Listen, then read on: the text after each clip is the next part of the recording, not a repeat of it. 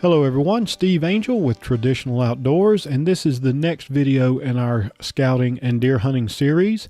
And today we're going to be talking about the basics of Google Earth Pro for the desktop. Now this is a piece of software that you'll want to download and install. It is free, just like all the other tools that we've been talking about. And as you can see here, this is available for the Windows PC. It's also available for Mac and for Linux as well. It's pretty straightforward to install on all platforms. You just click the download button here and download the installation package, follow the directions, and get it installed on your computer. The only thing I will say is if you're on an older computer, more than say 2 or 3 years old, it could be a little bit slow, but I'm going to walk you through some things that you can do to increase that performance. They're very minor. But other than that, if it's a PC that you've bought in the last couple of years, it should be fine and should run this very well. So the first thing that one might ask is, why use Google Earth? Well, there's a couple of reasons. One, topo maps are great, but they leave a lot of information out, meaning you can see the terrain and there's a lot of decisions you can make around that, but you may actually get to put boots on the ground without the satellite imagery view that Google Earth gives you, and realize that one of the places that you had saved that you wanted to look at, there's now a building sitting on top of it, or who knows, it could be an open field that you thought was a woodlot.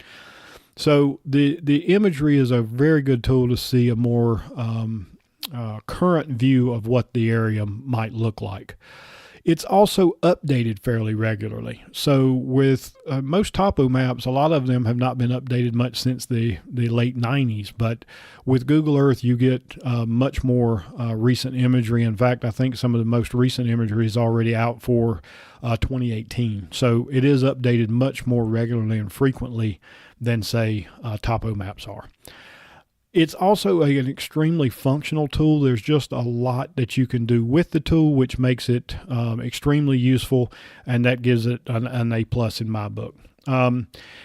You can collaborate with others using Google Earth. You can also do that with CalTopo as well, so I don't want to take away from CalTopo, but Google Earth will allow you to save locations and then export locations. Another user can easily then take that file, import it into their Google Earth, and see the same thing that you are seeing.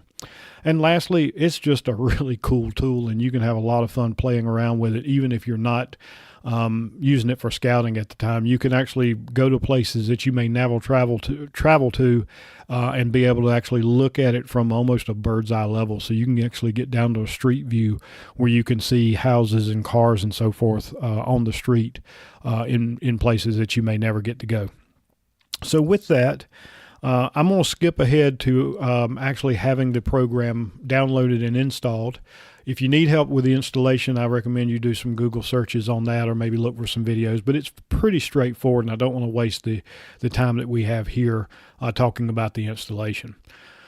So once you have it installed and launch it, this is the screen you're going to get. You can turn this tips window off if you want. I kind of leave it on.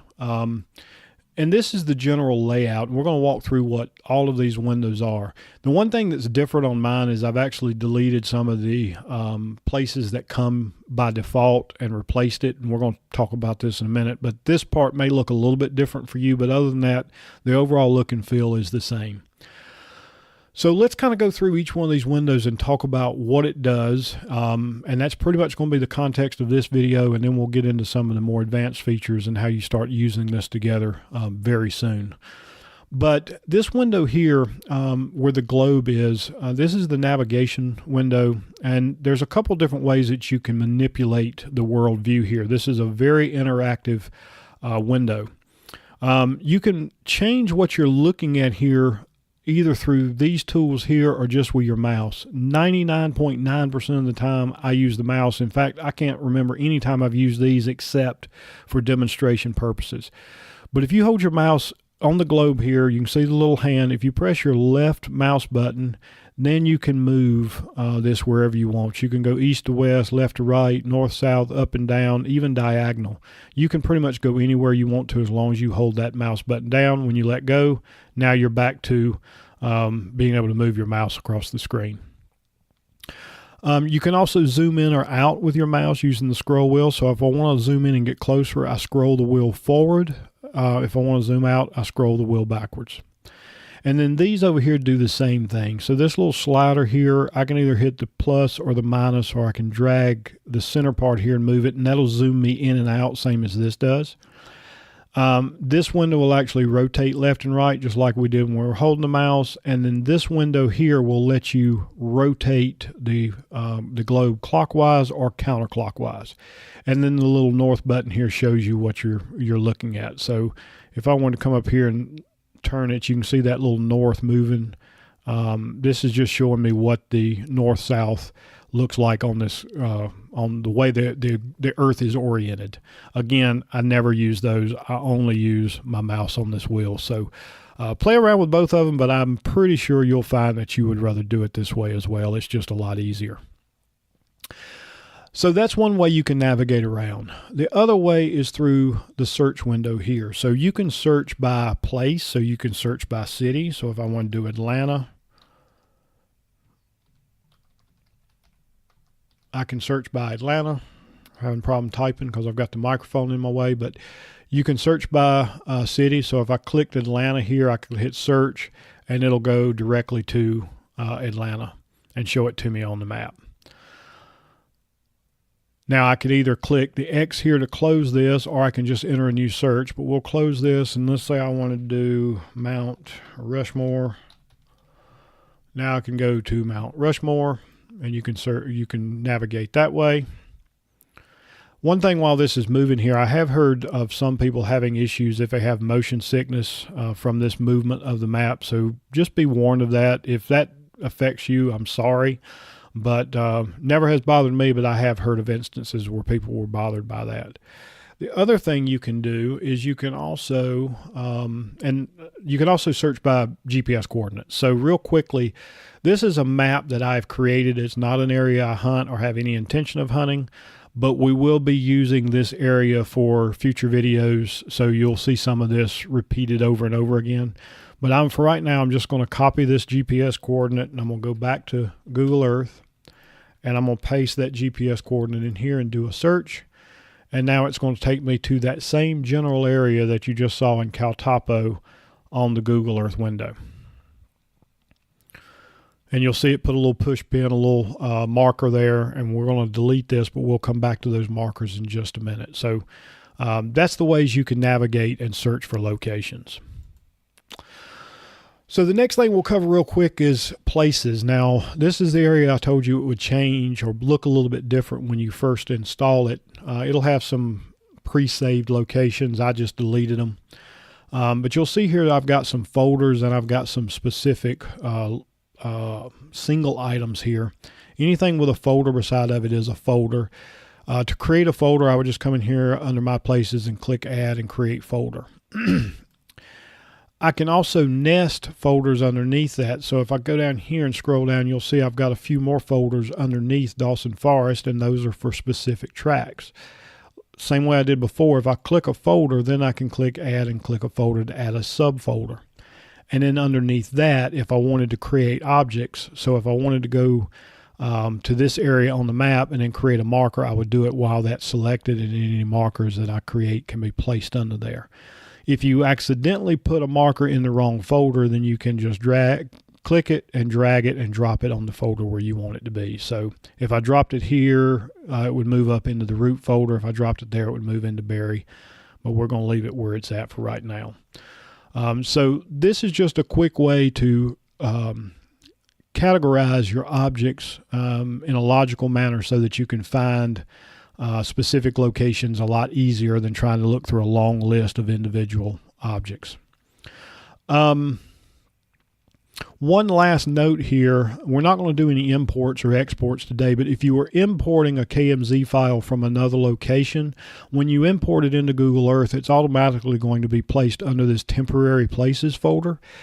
If it's not something you want to keep, then leave it there, and when you close Google Earth, it'll automatically be deleted. If it's something that you want to save, you're going to want to grab that object and drag it and drop it in one of these folders so that it'll be there the next time you open Google Earth, so just keep that in mind. The other thing I'll bring up here is after you create a lot of the data in here and you're wanting to make sure you don't lose that data, you could always come in here and do a save place as at the root. And if we do a save place as, it's going to allow me to save a KMZ that contains all of this information. I can then store that somewhere else, and if I ever have to reinstall Google Earth, then I'll just come in here and import it back. Just double click that file and it'll import it back, and all of this will be recreated underneath my places. Likewise, if I wanted to export all of this data from Dawson Forest out and move that into CalTopo, then I do the same thing, save place as, and I can save a file and import it into other software. And we're going to be doing some of that. So just kind of walking you through how you do that at a high level for now. Down here at the bottom, we have layers. And this is one of those areas where you can increase performance by just unchecking anything you don't need. And most of this you don't need. You'll see I've got borders and labels checked. I've got roads checked. I've got 3D buildings checked. Ocean we could probably uncheck. Under more, I've got parks and rec areas, and I've got terrain checked. And that's really about all you need. But you can play around with some of these and see if you like them. Photos is one I would advise against turning on, because you can actually create a photo, embed it in your Google, your local Google Earth instance, but you can also upload it so that it's in the primary database and then everybody sees it. And turning this on can actually slow performance down because there's a ton of photos out there that people have uploaded. So I would say keep that one unchecked. Okay, so let's move up here to the toolbar real quick, and we'll try to go through these pretty quickly and wrap this video up. So the first one is this little push pin here, which is adding a place mark. You saw that when we did the search. But if I click add a place mark here, what it's going to do is it's going to put a marker in the center of the map. Wherever the center of the map is looking, that's where it's going to drop that marker. Now you'll also see we've got a dialog open here, and as long as this dialog is open, I can drag this and move it anywhere I want to. Okay, now as soon as I close this dialog, it'll be stuck, and I'll show you that in just a minute. I'll also state that it's going to place that pin based on where you've selected here. So I'm going to select my places. I'm going to add this. We'll give it a name, random.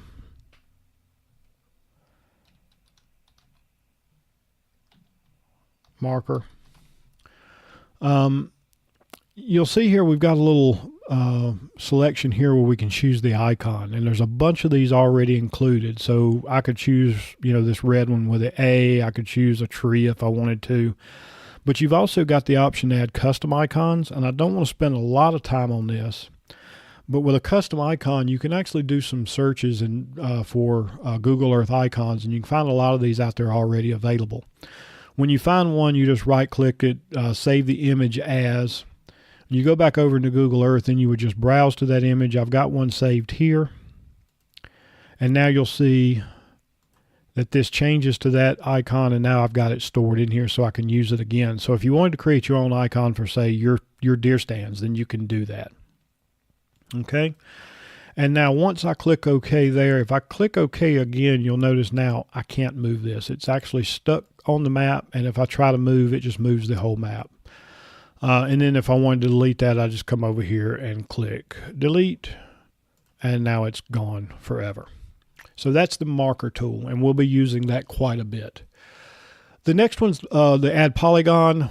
I don't use this one a lot, but if you wanted to actually draw some kind of shape, that's where the polygon comes in to effect. Again, I don't use it a lot. Play around with it. If you find a use for it, please feel free. But for what I'm going to be doing, I doubt we will ever touch that tool again. The next one is the add path tool. Now, the add path tool can be used for a couple of different things. Predominantly what you're going to be using it for is to create tracks and routes. So if you look here, you can see there's actually an old farm road or logging road or something there. If I wanted to actually create a route where I could follow this with my GPS when I do boots on the ground, this is how I would do that. Every time I click, it creates a place where I can change direction. Now that I've got that path laid out, I can come in here and I can change the color. Let's say I want to make it red, and it's awful thin and hard to see. So if I wanted to increase the width, I can use this up and down arrow key to make it wider, or I can just type in a number and it'll make it very wide. So we will be creating a lot of these, and think of these as tracks or routes on your GPS. Once we get one of these where we want it, we can export it and import it into our GPS and use it from there. The other useful tab here is the measurements tab. Will actually show you how long that track is. So when I'm planning a boots on the ground, I kind of want to know how far I'm going to have to travel that day so I can be prepared for it, because I don't want to put 20 miles of tracks on my GPS if I can't cover that much ground. So that'll come in real handy. The other thing that you can do with this tool, if you wanted to, is, let's say if I knew I had a property boundary here somewhere, I could create a property boundary, and now I can at a glance on my GPS, I know if I've stepped outside of my property boundary. And again, you can change the style and the shape and so forth of that as well. Moving on from there, we've got the layers tab. And this is one that we will spend a good bit amount of time on, but it will take a little bit of time to go through, so I don't want to spend too much time talking about layers, but just think of it as a way that you can actually bring in other mapping views into Google Earth. So you might find a better image map on Bing Maps that you want to bring in here, and I've done that here, and I can show you what that looks like. If I scroll out here, this is the latest Google Earth image view. This is one from Bing Maps, and as you can see, there's a good bit more detail there. So there may be instances where you want to do this, and I'm going to show you how to do this in a future video. Once you have this imported, you can also come in here and change the opacity of this so you can actually look through that image and see the Google Earth imagery beneath it. It's a real cool trick if you need to bring a topo image into Google Earth, which we will do, and then you would actually be able to see the terrain contours of your topo map through the Google imagery. So it's again a really useful tool, and it's one of the things that when I mentioned in the last video on Hill Map, why I don't use Hill Map much anymore. But we'll cover how to do that in a future video. So if I uncheck this, then that image goes away. So that's layers. The next tool here is Record a Tour. I've never used it. We won't be using it, so don't worry about it. You can play around with it on your own time if you'd like. The next one is the Historical Imagery tool, and we will use this. Now, when you click on this, you'll see that you've got this slider that comes up here. And if you look at this view here, if I start sliding this back in time, what you'll see is you start getting a bit of a different view. In some cases, you may go back in time and see that there wasn't a building where now there is, or maybe there's a clear cut. If you're looking at the current view, it may just look thick. If you go back a little ways, you may see that, hey, you know what, 2 years ago that was a clear cut, and this would just be an absolute magnet for whitetails. So that's a good use for this tool. Another good use for the tool, you can see here, this is kind of an autumn view, so you can see the autumn colors in the trees, the browns and the yellows. Another real useful benefit of this tool, if I go here, this is an area that I hunted in Michigan last year, and I found this in doing some cyber scouting. I can't make a trip to Michigan on a regular basis to scout, so I had to rely almost solely on the scouting I could do here from my computer. Now this is a lake with a piece of marshland attached to it, and if you scroll in here, not a lot jumps out at you. You'll see there's a lot of smaller brush or smaller trees, and then a lot of ground cover, a lot of vegetation, but you can't really see much else in this view. Now if I start sliding this back, nothing else has changed there, but if I go one more, watch what's going to happen. Now it's winter, there's no leaf cover on the trees, so I can see all the way through to the ground, but check this out. I've got lines here that I couldn't see before. There's another one here, there's another one here. And these are actually game trails. If I zoom into this, you can see this is a game trail. It comes around here, comes all the way through this marsh area, gets out here, and then starts branching off into other trails. So this might be an area I want to set up a blind or a stand. And if some of these trees are big enough, they would definitely be candidates for stands. And I actually had even planned on hunting this area while I was up there, and just for various reasons never got to it. But this imagery tool, or historical imagery tool, is very handy, and I've actually even used that for the area we're going to be hunting mule deer in the next couple of weeks in Wyoming as well, and found game trails there. So keep that in mind. That little slider can really find you some key locations that you might not have thought about. Okay, the last part of this video that we're going to cover is this measure tool. And I showed you when you're adding paths how you can set up a path and you can see how far it is over the course of that path. But if you just want to measure the distance between 2 points, then this measure tool is really good for that. So if I wanted to use this measure tool, I could come in here and I can measure from this road over to the end of this marsh, and that shows me right off the bat it's 0.38 miles. So if it's straight line measurements, this is the quickest way and it's nothing permanent. I come back up here and now it's gone.